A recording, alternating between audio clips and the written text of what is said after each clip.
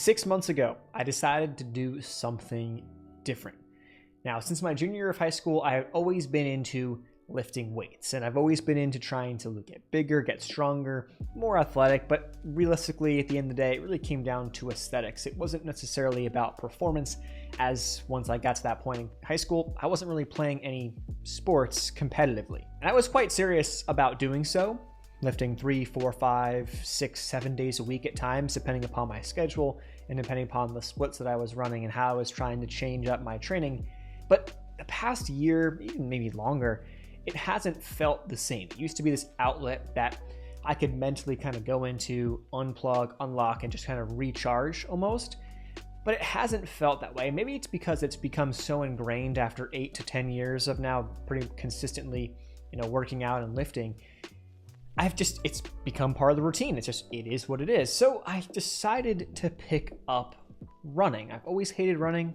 I ran cross country in middle school. It was like a club thing, but never ran more than a few miles max in a day. Even that is getting up there. Maybe mile and a half, 2 miles, maybe if we're lucky. So I don't want to say the monotony, but the dullness of my workout routine in terms of my lifting, which I was still looking to progress. There's been some minor injuries over the course of time, but still looking to progress, progressive overload, all that stuff is still there. It's not like, oh, I'm not trying in the gym. I definitely am trying, and every time I go into the gym, I'm certainly trying to beat what I did last time, or at least last workout, or trying to get one more rep, get an extra pound, whatever the numbers are. But in early 2023, a couple months in, I decided to start running, and running more consistently. And a lot of that came on the back of early May. There is a race called the Cocodona 250. It's a 250-mile race in Arizona.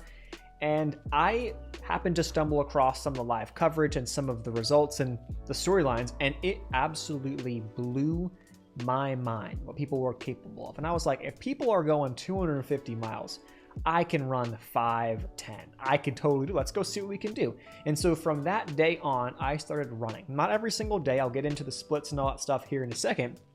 But I signed up for a 50K race, which is just over 30 miles. Let's call it 30-ish miles. The distance is an ultramarathon, which is longer than a marathon, but it's nothing insane. It's not 250 miles. It's just 30 miles, whereas marathon's 26.2. So it's kind of like your next step up. It's your entry level into the ultra space. And many ultras, not all, there's actually plenty that can be done on roads and in various different environments.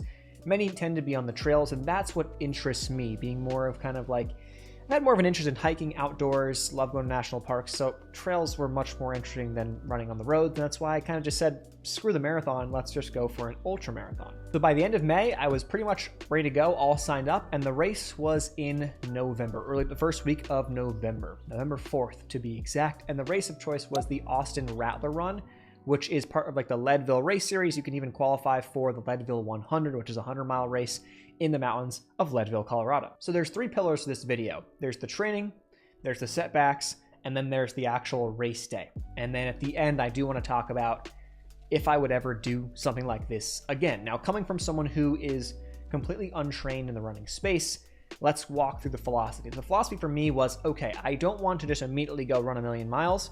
I also want to make sure that I'm lifting weights. I don't want to be the skinny string bean guy who runs millions of miles. I don't care to look like that. I don't care to be like that. And I also don't think that is the most functional athlete necessarily.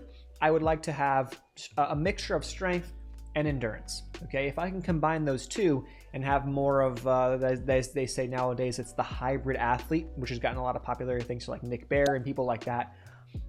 That is kind of more of the way I prefer to go. Selfishly from an aesthetic and visual standpoint, but also from like an overall health as you age into your life. Like there's so many more studies coming out nowadays about the importance of strength and muscle and how that setting the foundation early can be really, really beneficial later on. So I was like, okay, let's go with a 3 and 3. So 3 days of running, 3 days of lifting. Now at this time I had about 6 months until the race. So I was like, I got time. Like we can, month at a time, we'll chunk it out. It'll be fine. And I started running a couple of miles on Tuesday, Thursday, and then on Saturdays, that was my longer run. And if you're in the running community, you start to realize, or you see a lot of people talk about their long runs and they put them on the weekends because no work, school, whatever. And so that's what I kind of decided to do. And it made sense schedule-wise. I'm not going to just wake up, I guess you could, but I'm not going to wake up at 5 a.m. and run for 2.5 hours and then be shot as I have to start my entire workday. Like, it's just not the most efficient way to go into a Tuesday.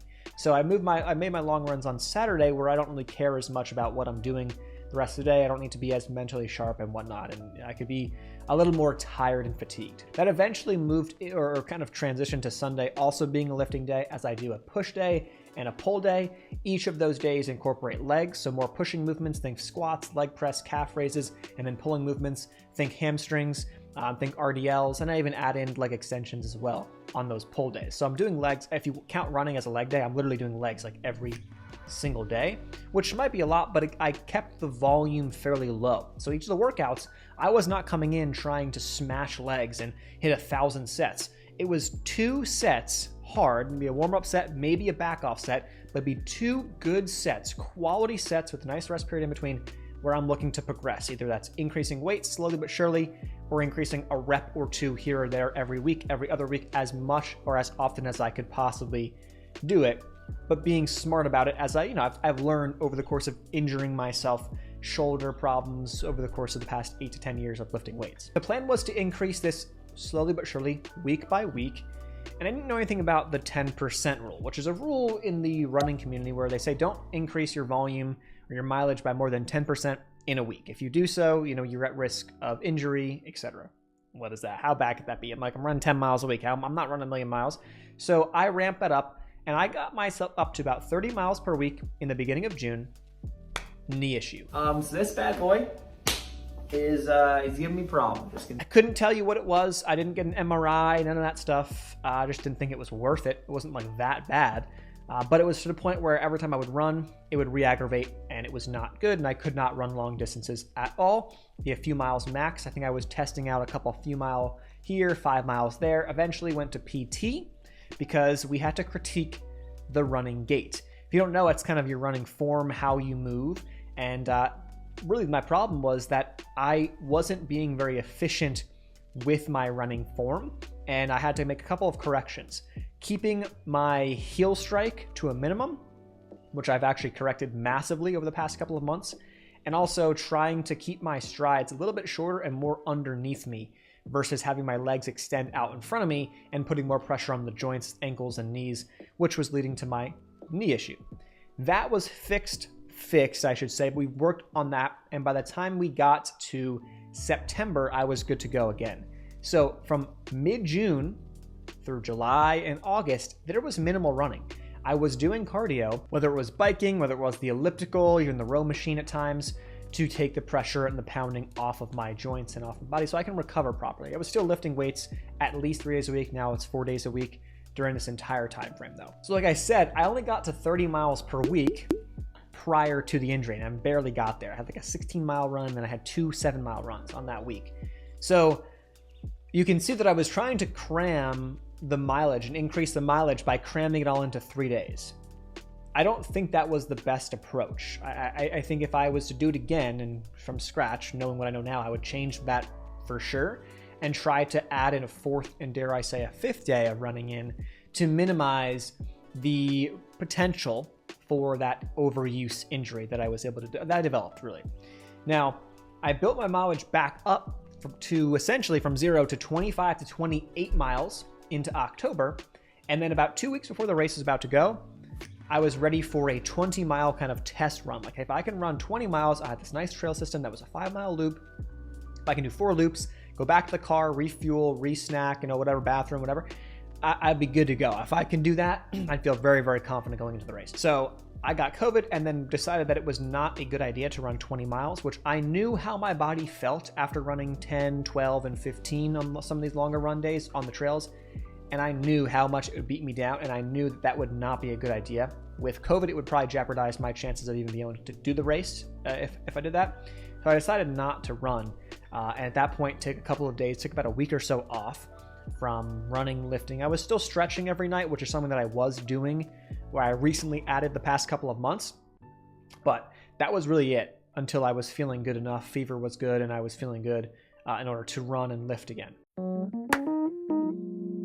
That all leads me to race day. So going into race day, I had only done about 28 miles as my peak week leading up.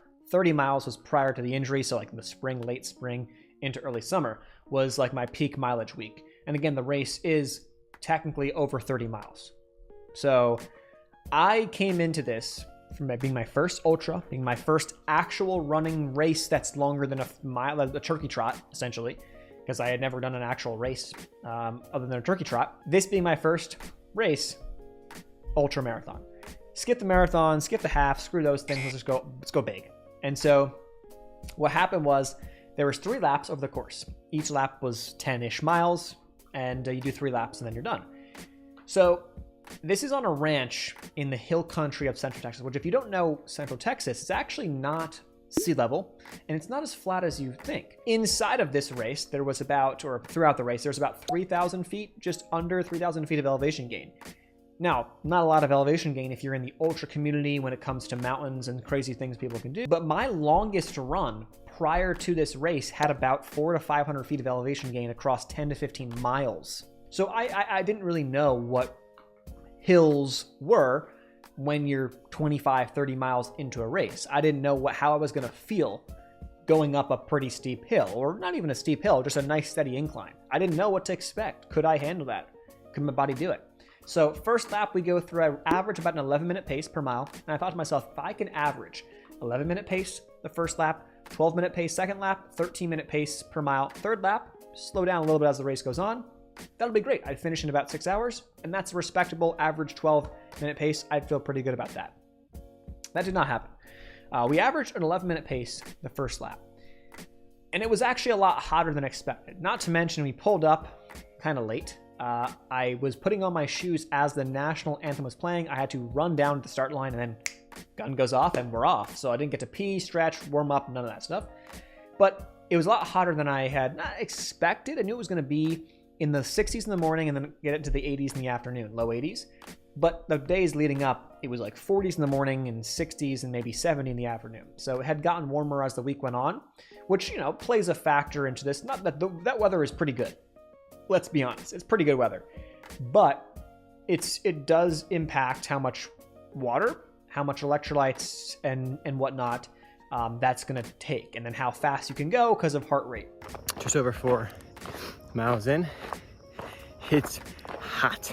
So I kept checking my watch, and it kept saying that my heart rate was up in the upper 160s and 170 when I would check in. And I was like, I don't feel like that's accurate, because I had been watching my heart rate on my watch. Now again, this is on an Apple Watch Ultra. It's by no means like a heart rate monitor, okay, which is much more accurate. But I had just kind of gone off of what I usually see, and like, hey, like I kind of know that's pretty high, that's pretty low, based off what the watch is telling me. Now, partially could be the hills that I didn't necessarily realize were as big of a deal the first lap because you're fresh, and then also partially could be race nerves and whatever. And then add in the humidity. Came through, as I started the second lap, was very nauseous, took the time to eat some, had a gel, had a peanut butter and jelly, and drank some water and some electrolytes, and continued on that second lap, mixing between walking the uphills, running the flats and downhills on the second lap. As I got towards the end of the second lap, I hit a period where I ran out of water for a couple of miles. The last 2 or 3 miles, I was down to like tiny drips of water left in my flasks, which I carried 2 16-ounce flasks, and I felt like that was fine for a 10-mile loop. It wasn't like I was going 20, 30 miles in the desert. You know, I thought that was fine based off my training and whatnot. However, I just think that I went through that way faster than I anticipated. And so I had this of like, should I run, should I not? If I run, I'll get there faster to refill, but I'll use more energy. And so I was in this like push and pull. So it was a lot of walking to finish off that second lap. Third lap, my dad, who had done the 10-mile race, was done. He gives me his water bottle, so I had an extra 16 ounces plus my 2 flasks on my vest that I was able to use.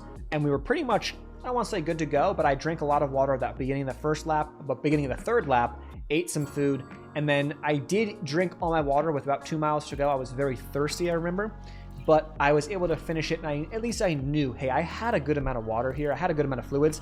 I'll be fine. I can get to the end of it. By far the hardest thing I've ever done in my life. We are 1 mile out. I'm out of water. That's been the biggest problem. Race. water. We're about to just run this last half. Finish it off strong. And so we finished it in about 6 hours and 50 minutes, which is longer than I expected, but I was absolutely destroyed by the end. I mean, legs, I couldn't really run at all. I was a lot of walking. There was a few points where I did try to run some downhills, and I was successful with doing so. It probably looked horrible. I was going very, very slow. But what I was able to do a lot of that third lap was power hike and keep my pace to around 15, 16 minutes per mile, which again, that's super, super slow from a running perspective. But when it comes to power hiking and not actually running, that felt pretty good. I had never practiced that and didn't know what that really was until race day. So all in all, like, that's what I did.